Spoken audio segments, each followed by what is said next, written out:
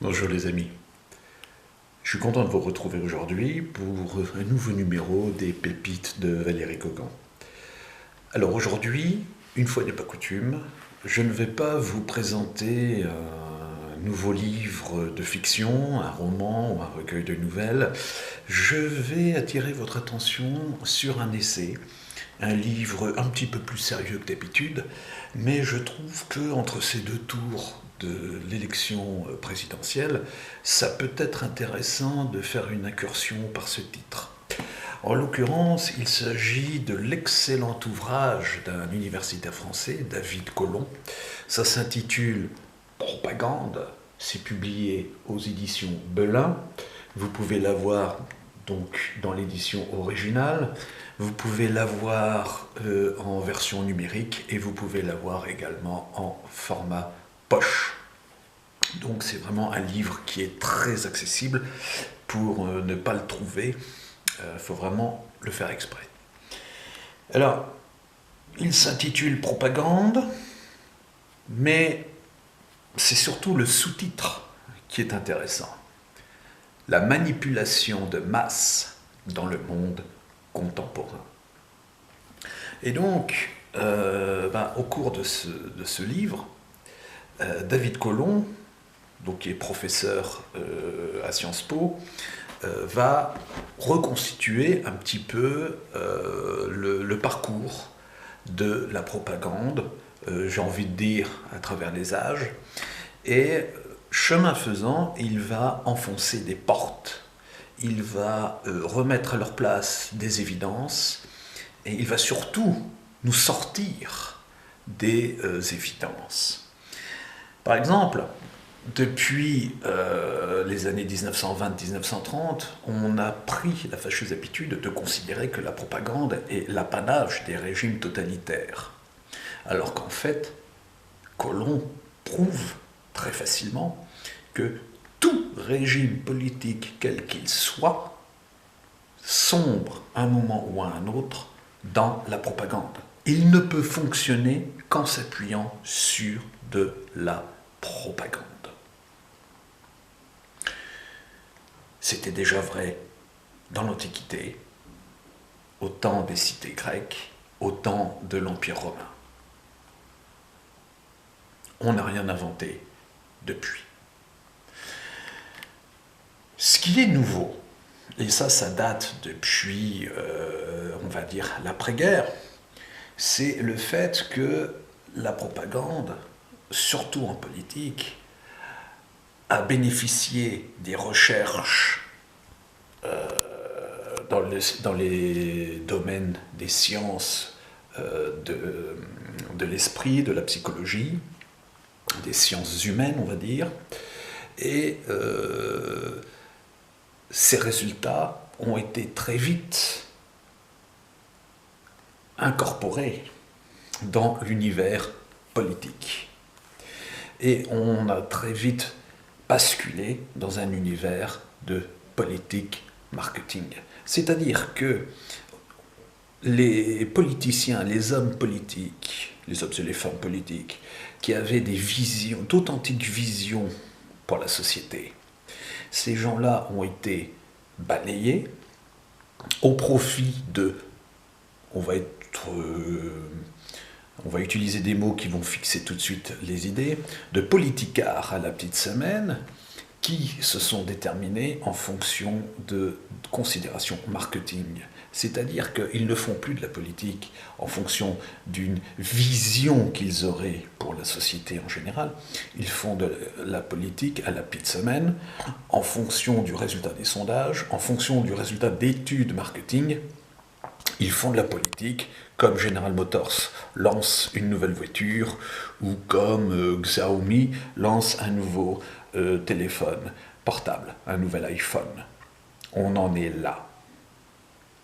Et, chemin faisant, avec l'avènement des nouvelles technologies, d'information, les réseaux sociaux et tout ça, avec le développement des fake news, on s'aperçoit aussi que de plus en plus la politique bascule dans ce qu'on pourrait appeler une ère de post-vérité.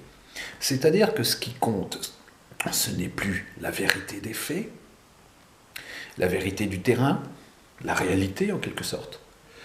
Ce qui compte de plus en plus et ce qui fait foi de plus en plus, c'est l'apparence du discours et l'apparence du monde ou de la société telle qu'on voudrait qu'elle soit. Et c'est ce qui donne aujourd'hui cette impression que quand on regarde les médias et qu'on compare le discours des médias avec ce que l'on voit, nous, citoyens, en sortant dans la rue, on a l'impression d'avoir une société double. Et vous n'avez jamais entendu autour de vous, ou peut-être même vous-même, avez-vous fait ce constat, cette impression de « mais ils sont fous, c'est pas du tout comme ça que ça s'est passé ». Dans quel monde vivent-ils ? Et donc, c'est tout ça que David Colomb, dans son livre Propagande, il démonte tous ces systèmes, il démonte toutes ces mécaniques, il démonte tous ces raisonnements. Et faut reconnaître quand même que c'est assez flippant, c'est assez angoissant, parce que finalement, on bascule dans une sorte de dictature de la propagande. Et on le voit dernièrement avec la gestion du Covid, la manière dont les politiciens se sont d'abord laissés déborder par le Covid, puis ils se sont très vite repris et ils ont très vite compris les avantages qu'ils avaient à instrumentaliser l'épidémie, la pandémie covidienne. C'est quand même extraordinaire.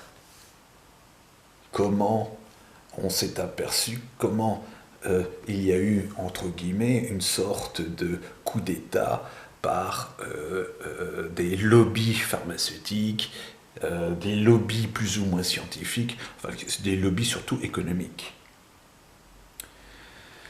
Alors, il y a aussi un point que David Colomb met en avant, c'est la dérive des médias, avec des médias qui sont de plus en plus instrumentalisés par des grosses puissances financières.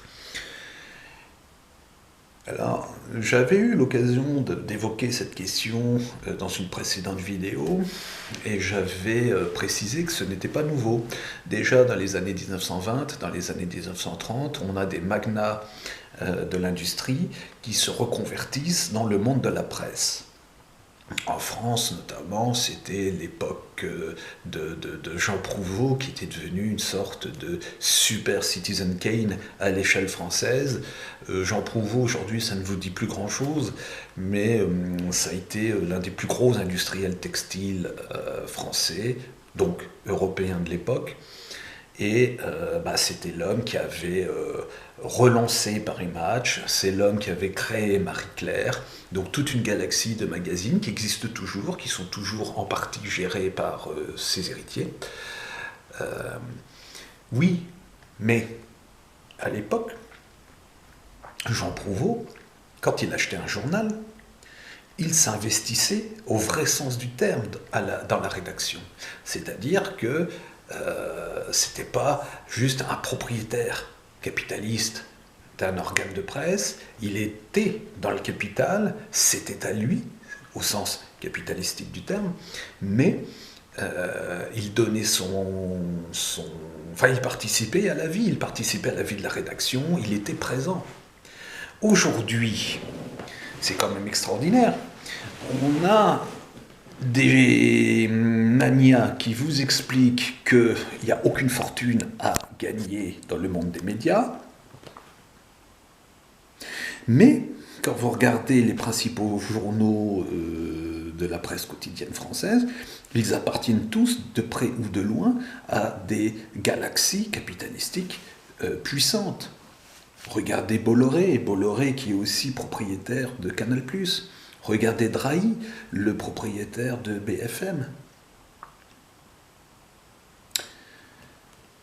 Mais oui, donc ce sont des gens qui ne s'investissent pas dans la vie quotidienne de la rédaction, mais à la limite, ils n'ont pas à le faire, ils n'ont plus à le faire, puisque regardez comment Bolloré a mis au pas la rédaction de Canal+.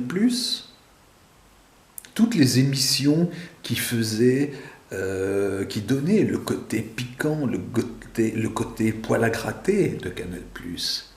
Tout ça s'est passé à la trappe parce qu'il ne fallait pas aller au-delà des normes et dictées par le grand patron, parce que ça va à l'encontre de ses intérêts capitalistiques. Vous voyez où ça va. Donc, le livre de David Colomb a été publié en 2019. Donc, avant tout ce qui s'est passé, le Covid, la guerre en Ukraine, toutes ces choses-là.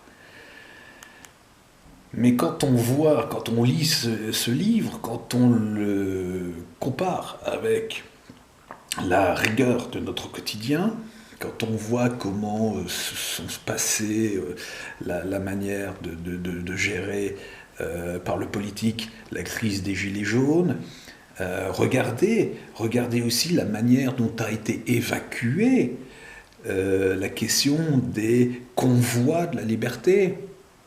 Comment ça a été absolument presque blacklisté par les médias ou discrédité par les médias officiels, à tel point qu'aujourd'hui, ça a complètement disparu des radars. Y a-t-il encore des moutons qui se souviennent de ce qu'étaient les convois de la liberté?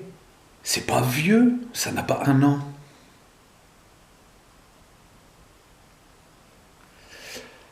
Donc, bien entendu, si vous souhaitez rester des citoyens en alerte, si vous avez constaté qu'il y a quelque chose qui ne va pas dans notre société et que visiblement il y a quelques-uns qui essayent de nous faire prendre des vessies pour des lanternes, eh bien, propagande. La manipulation de masse dans le monde contemporain est un excellent point d'entrée pour se forger une analyse politique critique digne d'un vrai citoyen. Je n'en dis pas plus, je vous laisse découvrir ce livre. Alors, je le rappelle, vous pouvez l'avoir dans sa version originale chez Belin, donc au tarif extraordinaire de 25 €, mais vous l'avez aussi en format poche à 12 €, et vous l'avez en format numérique téléchargeable très facilement sur Amazon, sur Fnac, enfin tous les sites habituels, où il doit être à 11,99 € par là. Donc c'est vraiment très accessible, et c'est un investissement. Ça fait partie de ces livres qu'il faut absolument lire pour ouvrir son esprit à tout ce qui se passe aujourd'hui et pour décrypter réellement notre réalité contemporaine. À très bientôt.